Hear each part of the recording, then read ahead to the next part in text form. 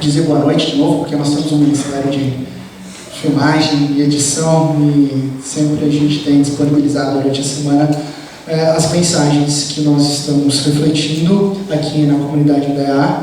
Não para que você deixe de vir aqui se reunir com os irmãos e assistir em casa. Não é isso, não.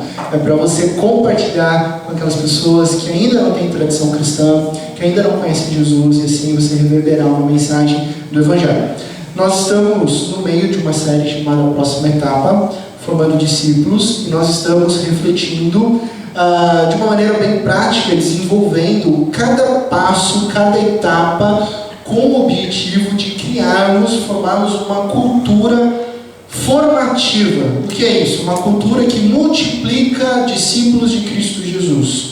Então, nós estamos pensando sobre a missão que foi dada à igreja, e essa série ela é para mexer conosco de uma maneira prática, é sim para te fazer se mover da sua cadeira e assim responder ao chamado de Cristo Jesus. Então, no primeiro domingo, essa é a terceira mensagem, no primeiro domingo nós refletimos sobre o pensar. Nós estamos usando até alguns gestos para ajudar a gente a guardar na memória. Primeiro, pensar como Cristo Jesus pensou, e Cristo Jesus pensa em expandir o teu reino através da vida dos seus discípulos. Na semana passada, nós falamos e refletimos sobre ver, olhar uns para os outros, como Cristo Jesus olhou para os seus discípulos.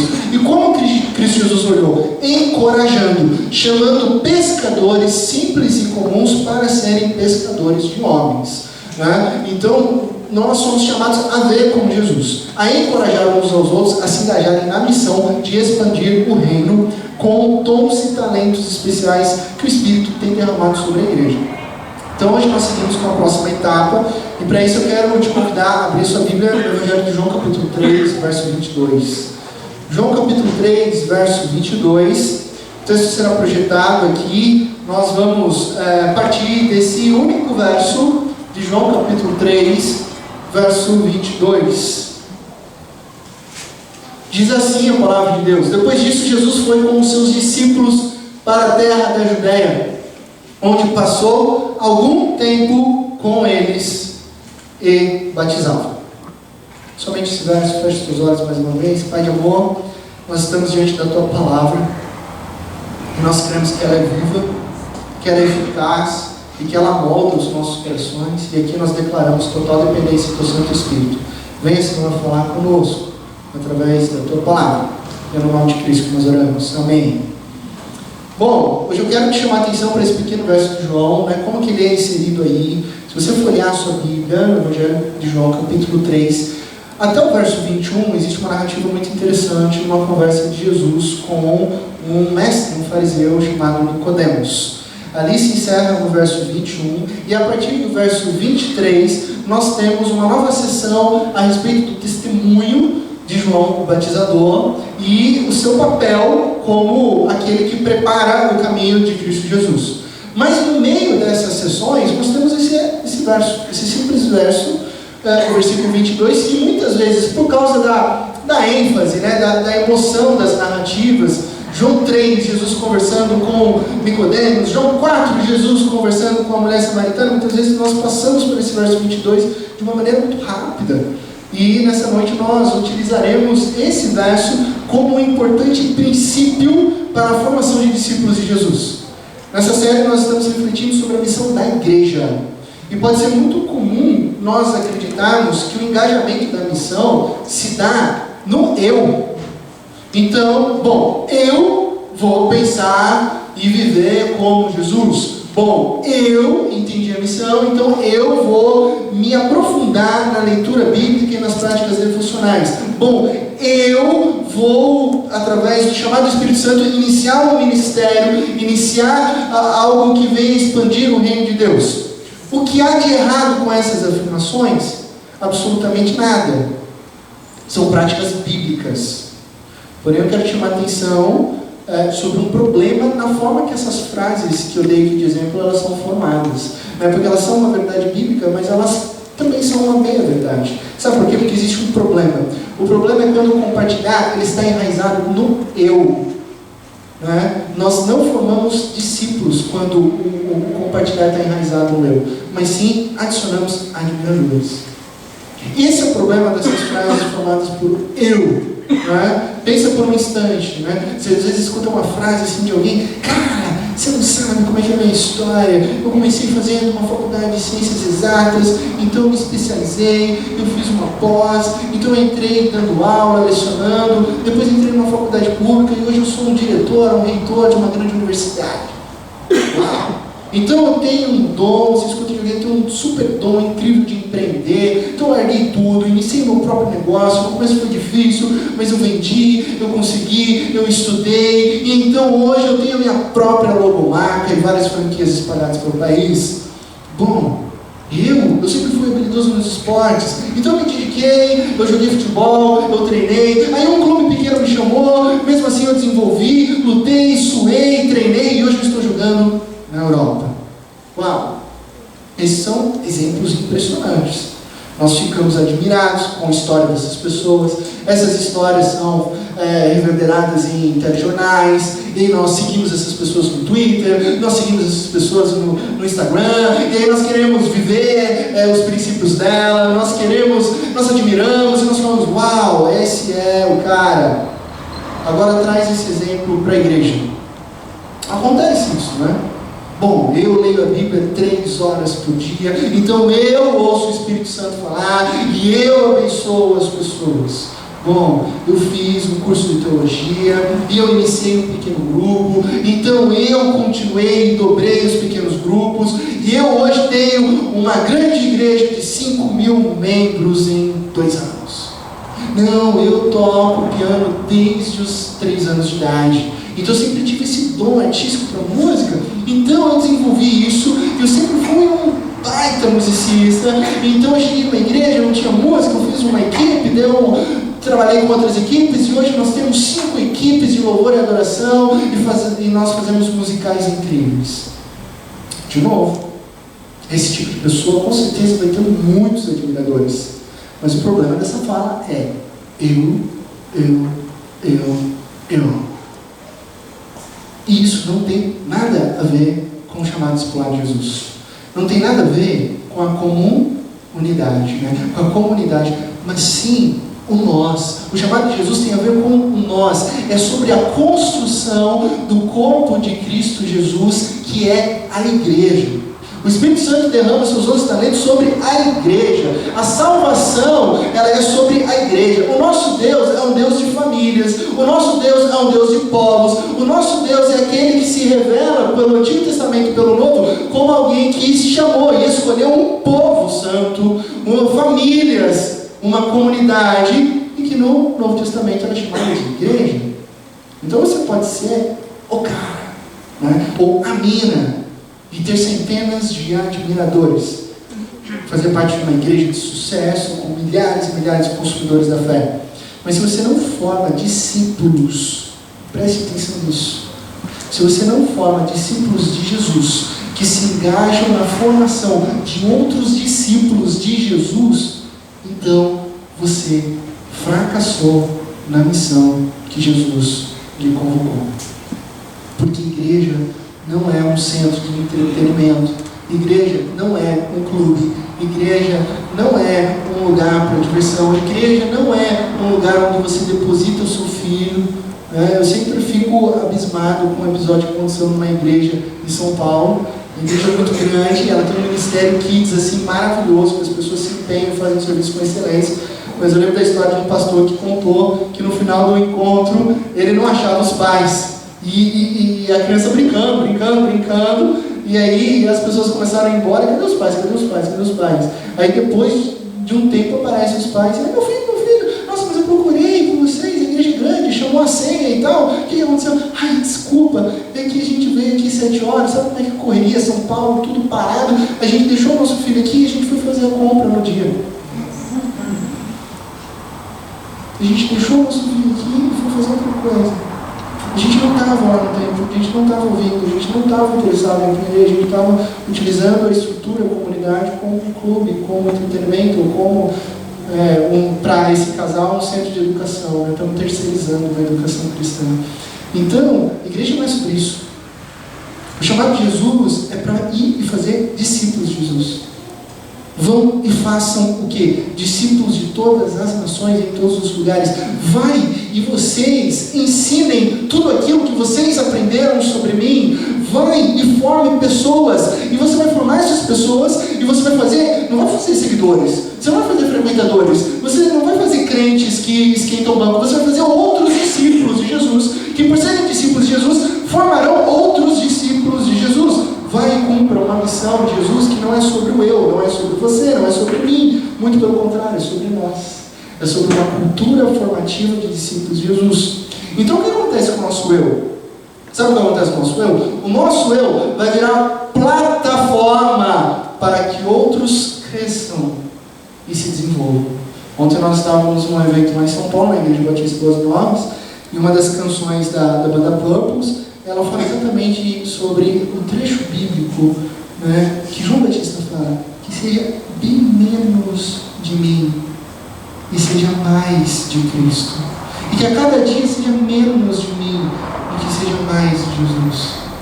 Que o meu nome, que as minhas ações, que os meus títulos, que a minha história, que a minha narrativa morra comigo, mas que o nome de Cristo reverbere, que o nome de Cristo permaneça, porque não é sobre mim.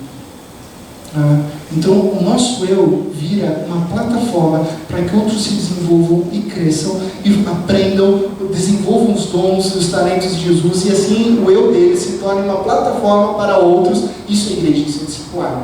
Ok, pastor, mas como que a gente faz isso?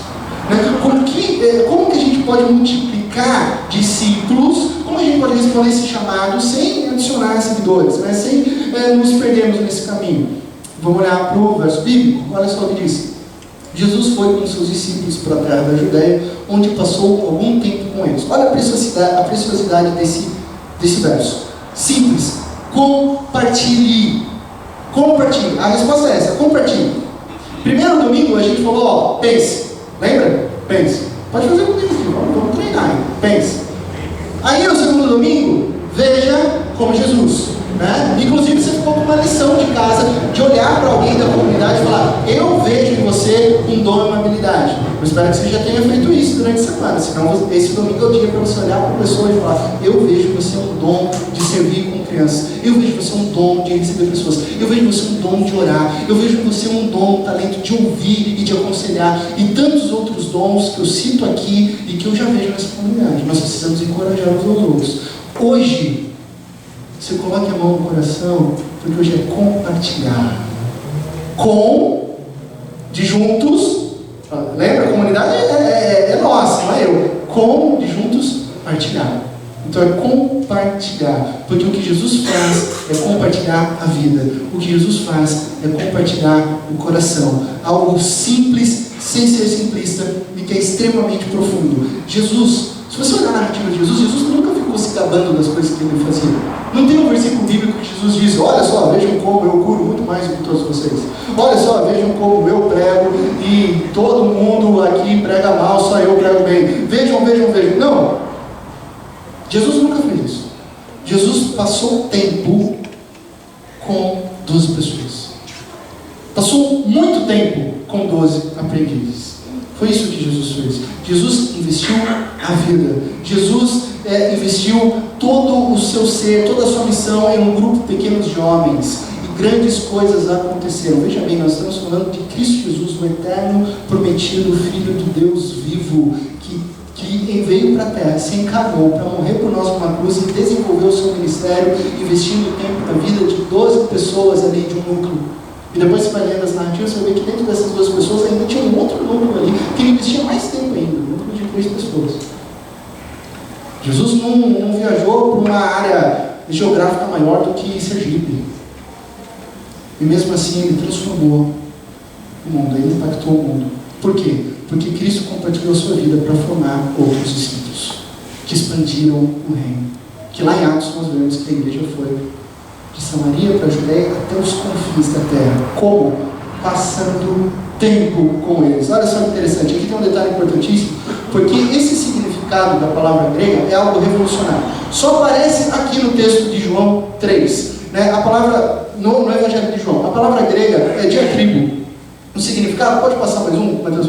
O significado de diatribo é passar tempo juntos, é gastar tempo, é você investir tempo. Então existe aí uma intencionalidade, né? Cristo Jesus é intencional, não é à toa, não é coincidência, não é ao acaso. Ele intencionalmente é relacional. Eu decido gastar tempo com esses discípulos. Agora a gente vai explorar ainda mais o significado dessa palavra grega, diatribo. A gente separa ela e nós temos dia, que significa através, que significa por meio de, e nós temos tribo, que significa literalmente esfregar.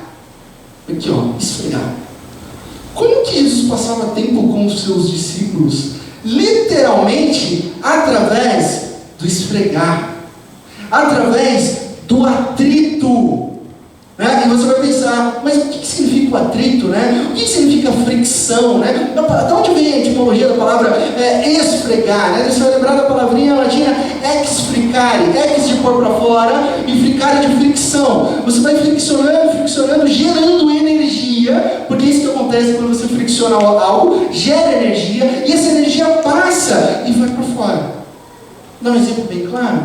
Quem aqui nunca brincou com aqueles carrinhos de fricção? Quando era pequeno, lembra? Mas aqueles raiz. O carrinho de fricção raiz, você empurra para frente. Depois fizeram uma modelinha que puxa para trás e solta. Mas os primeiros, o raiz, você empurrava para frente, você vai friccionando, você vai gerando energia naquele carrinho, e quando você solta, ele tem energia para ir para fora. Então, como é que a gente traduz essa atitude de Jesus? Olha a profundidade do passar tempo dessa maneira.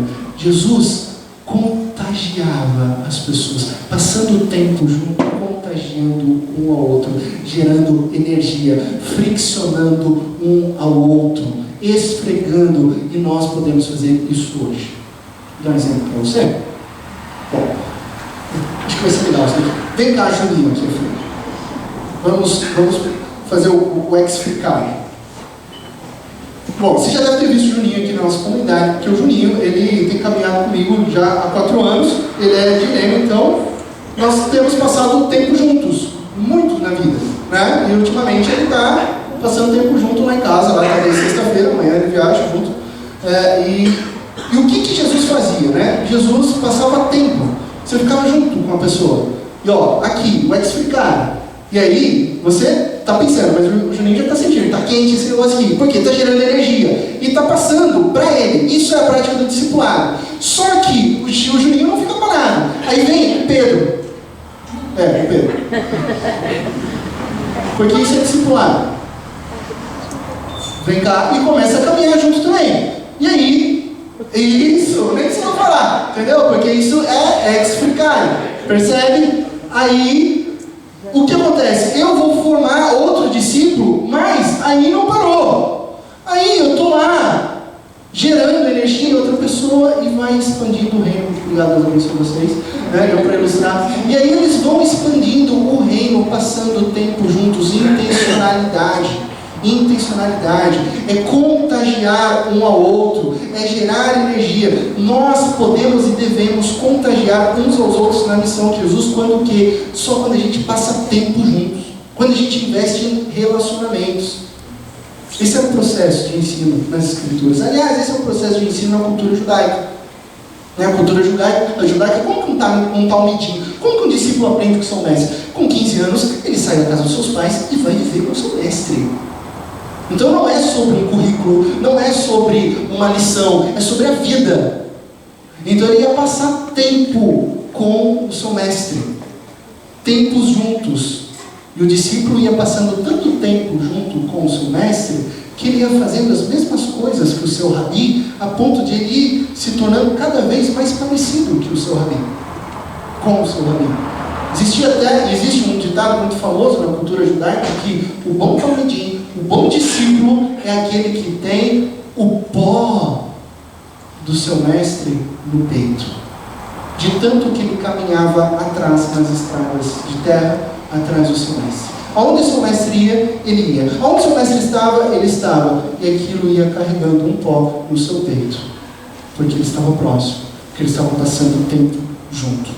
Isso acontece quando você começa a falar de maneira mais parecida com o seu amigo. Já parou para pensar isso? Você começa a falar uai, porque você fica tão perto da sua amiga, que daí você fala assim, poxa, eu falo uai, mas eu não nasci lá, mas eu falo uai. Ou você começa a passar tempo com alguém e começa a falar um diminutivo, correndinho, chovendinho, e de repente você está pegando as mesmas dicas porque você está diatribando, você está passando tempo. E isso acontece depois de tanto tempo você passar juntos. E de repente você começa a gostar das mesmas coisas. E de repente teu amigo fala assim, e aí, vamos pedalar comigo sábado à tarde? Fala, eu nunca pedalei. Não, mas vamos lá pedalar uma vez. Daí você vai lá e pedala e fala, poxa, mas esse negócio de pedalar aqui é legal. Então acho que eu vou pedalar também. Eu também falo, cara, eu conheço todas as bicicletas do mundo existentes, Esse cara, o Thiago conhece todas as bicicletas, os tipos de quadro incrível, daí você aprende tudo, você tem um know-how de o que é uma bike, daí você começa a pedalar junto com esse seu amigo. E você começa a gostar. E você começa a gostar dos mesmos esportes, e você começa a gostar da mesma literatura, você vai passando tempo. Vamos assistir um show juntos? Vamos assistir um evento? Vamos no encontro de carro antigo, quinta-feira? Enfim, você vai investir em relacionamentos. E aí você vai perceber, inclusive, e mais assim, profundamente, nos casais. Observe casais que têm 30, 40, 50 anos de vida a dois. O diatribo é tão real que eles são parecidíssimos. Eles começam a ficar parecidos. Porque aquilo é real, a convivência diária, eles vão se tornando parecidos. Claro que cada um com a sua personalidade, com a sua diferença, mas em alguns aspectos eles vão se tornando parecidos. Então o que Jesus fez? Jesus diatribou uns com os outros. Jesus investiu tempo, e não foi meia horinha, não foi um cursinho, não foi um encontro de domingo, não, Jesus passou tempo, Jesus compartilhou a vida, Jesus compartilhou o coração, e transformou seguidores em pessoas que impactaram o mundo. Como que a gente aplica isso hoje, pessoal? Como que a gente reverbera isso hoje? Mentoreando uns aos outros. E aqui, o importante é termos em mente que a mentoria verdadeira, ela só acontece no ambiente de relacionamento. Qual que é o ambiente de relacionamento? A proposta é integração e crescimento, e multiplicação e frutos. É tomar café, é viver junto, é saber quem eu sou na minha casa, é saber quem é você, é uma vida sincera, é algo profundo, é um relacionamento de amizade. Isso é mentoria. Do contrário, passar sua informação é qualquer outra coisa. Pode ser um processo de coaching, pode ser um processo de técnico, mas não vai ser integração, não vai ser mentoria. Então a gente vai olhar e entender como que Cristo Jesus fez isso na prática. Marcos capítulo 3, o verso 13 a 15, olha só que interessante. Jesus subiu um monte e chamou assim aqueles que ele quis, os quais vieram para junto dele. Escolheu 12, designando-os como apóstolos, para que estivessem com ele, os enviasse a pregar e tivessem autoridade para expulsar demônios.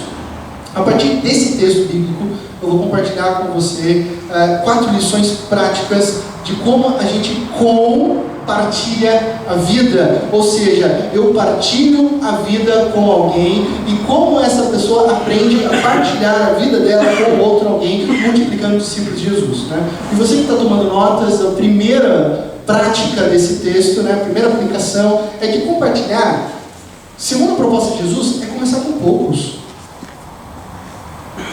Jesus chamou a si aqueles que ele quis.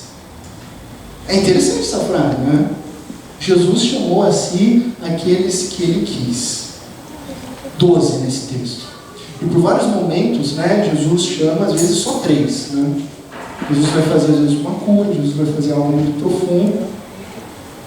Ele chama Pedro, Tiago e João. Pedro, Tiago e João. Eu fico imaginando se fosse em 2019, numa cultura um pouco mais assim, frágil, mais assim, delicada, talvez André falasse, ai Jesus, você não me chamou. Está vendo? Jesus chamou só os 3, Jesus saiu Pedro, Tiago e João, Pedro, Tiago e João. Não, a partir de hoje, não você vai ser um discípulo, Jesus. E tem que tomar cuidado, isso aí. Jesus começa com poucos. E entre os discípulos de Jesus não havia isso. Havia sinceridade, havia amizade, havia olho no olho, havia proximidade. Então é interessantíssimo a gente pensar que Jesus escolhe poucas pessoas intencionalmente para caminhar com ele de maneira mais próxima. Jesus fez acepção de pessoas? Claro que não. Claro que não. Ele chama todos para seguir ele no discipulado. Mas é impossível estabelecer relacionamentos profundos com a multidão. Isso vale para mim e para você. É impossível você criar laços de amizade com todo mundo da sua empresa. Não dá.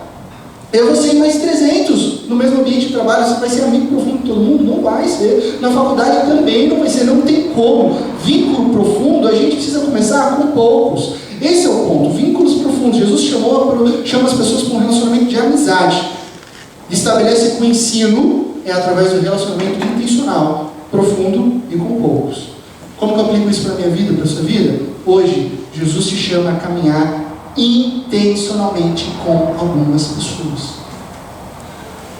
Você precisa caminhar intencionalmente com algumas pessoas. Esse é o chamado de Jesus. Comece com poucos, mas você precisa começar. E tem que ser intencional. Igual a Jesus, eu escolho, eu chamo vocês. Né? E para quê? Esse é o segundo ponto da aplicação. Né? Compartilhar é priorizar relacionamentos. Jesus chama intencionalmente para quê? Para que estivessem com Ele. O compartilhar só funciona dentro do conviver. Então tem que viver com, tem que viver junto. É fundamental para o ensino de Jesus. Jesus não estabelece faculdade de teologia, nem cursinho de membresia. Não é sobre ementas, não é sobre grades curriculares, é sobre passar tempo numa jornada de caminhada e discipulado, onde através do compartilhar, do pescar junto, do caminhar, do viajar, do estabelecer um lugar, de dormir, de viajar de novo, os discípulos observavam, os discípulos aprendiam todo o tempo com Jesus, e aí os discípulos reverberaram o que Jesus estava fazendo, o que Jesus estava ensinando. Então Jesus hoje te chama para você estar com alguém. Não é só você escolher. Eu escolhi 3 pessoas da comunidade, pastor. Agora Jesus fala, não, para você estar com ele. Você escolheu, que bom, esse é o primeiro passo. Agora você precisa estar com essa pessoa. Você precisa estar junto. Isso precisa acontecer ao vivo. Seja num café, seja na sua casa, seja numa confraternização, seja num momento. E precisa ter, não pode ser uma vez só. Não, você precisa estabelecer, criar vínculo, se aprofundar. Então, a terceira atitude prática é compartilhar, é enviar. Jesus faz isso para quê? Para que os enviasse a pregar. Geralmente a gente gosta, né? E aqui, como líder, como pastor, a gente gosta do quê? De formar líderes, de formar servos. Sabe por quê? Vou confessar aqui o nosso pecado. Para a gente manter esses líderes, esses servos que a gente formou, que a gente gastou tempo pertinho da gente. Sabe, para trabalhar comigo, para trabalhar conosco. No contexto da igreja, a gente tem uma grande tentação de formarmos pessoas para a nossa igreja, para o nosso ministério, para os nossos sonhos, para os nossos planos, mas isso não é discipulado. Discipulado é ter em mente que a formação é para o reino e que discípulos são como pássaros. Eles precisam aprender a voar. E depois que você ensina a voar, eles voam. O nosso objetivo é formar discípulos para que eles formem outros discípulos. Não para que eles fiquem aqui me servindo pertinho de mim, no meu ministério. Não. Você identificou um dom, você identificou um talento, essa pessoa tem que expandir, fazer outros discípulos. Mas o meu pequeno grupo é tão legal, pastor. Nossa, já está com 20 pessoas. Mas a gente não quer, poxa, 20 pessoas dá para multiplicar em 2. Não, mas está tão legal que se a gente multiplicar, não, está tão bom, está tão gostoso. Jesus chama, poxa, 20 pessoas, tá? Eu imagino que está uma delícia mesmo. Mas 20 pessoas que estão caminhando juntas estão prontas para fazer outros 3, 4, 5 pequenos grupos de 20 pessoas. Formar outros discípulos, multiplicar discípulos de Jesus. Compartilhar é enviar. Hoje eu e você somos chamados a formar discípulos que sejam capazes de fazer novos discípulos de Jesus. Quarta aplicação no texto de Cristo Jesus, compartilhar é dar autoridade. Jesus dá autoridade. Quando olhamos para Jesus, percebemos que ele não apenas envia os seus discípulos para a missão, mas Jesus comissiona autoridade a esses homens. Autoridade para quê? Para pregar. Autoridade para curar, autoridade até para expulsar demônios. Então Jesus dá autoridade sobre aquilo que Jesus veio fazer. O ministério de Jesus era anunciar o reino, pregação. Jesus dá autoridade, os envia a pregar, a curar e expulsar demônios. Então não negligencie esse fato importante de que você deve delegar autoridade aos aprendizes que estão caminhando contigo, para que eles se sintam capacitados, para que eles se sintam seguros, para que eles se sintam abençoados quando você disser: poxa, estamos caminhando em um pequeno grupo faz 2, 3 anos, você já não pensou, eu vejo em você um líder de um novo pequeno grupo? Você já não pensou nisso? Até pensei, puxa, e você como líder de pequeno grupo, você vai falar: ok, então está na hora. Você não acha que está na hora? Puxa, eu acho que está. Dê autoridade para que essa pessoa se sinta capaz, segura e abençoada para multiplicar outros discípulos de Jesus. Formar um discípulo de Jesus é desejar que tal discípulo seja muito mais profundo que você. Quem trabalha com educação, quem trabalha com formação de pessoas, sabe que esse é o nosso maior sonho como professor, como mestre. É o quê? É ver alunos, é ver pessoas que estão aprendendo irem mais longe do que você mesmo. Esse é o nosso maior sonho. É desenvolver as pessoas e ver um aprendiz que possa ir o mais longe possível. Então olha só o que a gente retira aqui desse texto bíblico de Marcos 3. Compartilhar a vida é começar com poucos, mas com profundidade. É priorizar relacionamentos, é estar junto, é atribar, é preparar para enviar e é dar autoridade. Então coloque em seu coração que tudo o que nós precisamos fazer precisa ser reproduzível. Não pode parar em nós. Concluindo, tudo que Jesus nos ensinou e ensina diariamente, tudo que Jesus ensinou pode ser facilmente reproduzido. Pode ser facilmente reproduzido em qualquer lugar que você for enviado. Qualquer lugar. Tudo que Jesus ensina é para ser reproduzido. Então a expansão do reino está ligada ao número de pessoas que estão engajadas em compartilhar a vida, formar discípulos. A missão de Jesus, a expansão do reino, não é números, não é lucro, não é consumo, é vidas. Vidas que são discipuladas e que são transformadas pelo poder do Espírito Santo. E assim transformadas, elas multiplicam outros discípulos de Jesus, novos discípulos de Jesus. Como se faz isso? Através de atribe, do esfregar, do passar tempo juntos, se relacionando intencionalmente. De novo, bato nessa tecla, tem que ser intencional. Amizades intencionais. Eu quero ser amigo do seu amigo, intencional. E a partir de hoje eu vou fazer tudo para ser o seu amigo. E nós vamos intencionalmente crescer juntos e viver o que Deus tem para as nossas vidas. Então Jesus teve intencionalidade. Ei, você está pescando aí? Vem cá e me segue. Já parou para pensar nisso? Foi muito estranho. Oi? Como assim? Você não sabe o meu nome? Foi estranho. Jesus chamou. Vem e me segue. Intenção. A partir de hoje eu quero te conhecer. A partir de hoje eu quero caminhar contigo. Vem e me segue. Vem e me segue. O almirante Will McRaven, ele ficou famoso por escrever um livro chamado 10 Pequenas Lições de Perseverança. Que esse livro ele fez depois de um discurso na Universidade de Texas. Ele foi chamado para discursar. O discurso dele você encontra no YouTube. Se você procurar William Henry McRaven, você vai ver o discurso dele na universidade. Aquilo foi tão impactante que gerou um livro. Ele escreveu um livro, 10 Lições de Perseverança e Liderança. Ele participou da comissão e da organização de busca, e apreensão do terrorista Osama Bin Laden. E no momento do discurso dele, que está também no livro, ele diz exatamente essa frase: se cada um de vocês mudasse a vida de apenas 10 pessoas, e cada uma dessas pessoas mudasse a vida de outras 10 pessoas, e aí ele frisa apenas 10, e depois, em 6 gerações, sabe o que vai acontecer? Essa classe terá mudado a vida de toda a população do mundo. 8 bilhões de pessoas. 8 bilhões de pessoas.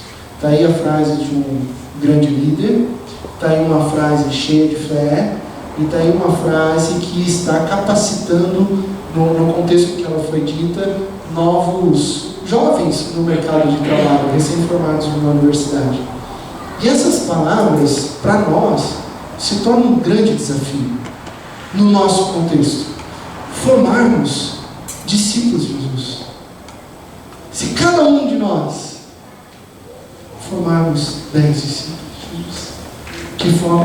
fiéis discípulos de Jesus. Poderá haver uma mudança em todo o mundo, depois dessas gerações, ou até antes. Sabe qual a diferença da nossa missão e da frase do Almirante Carolyn Keegan?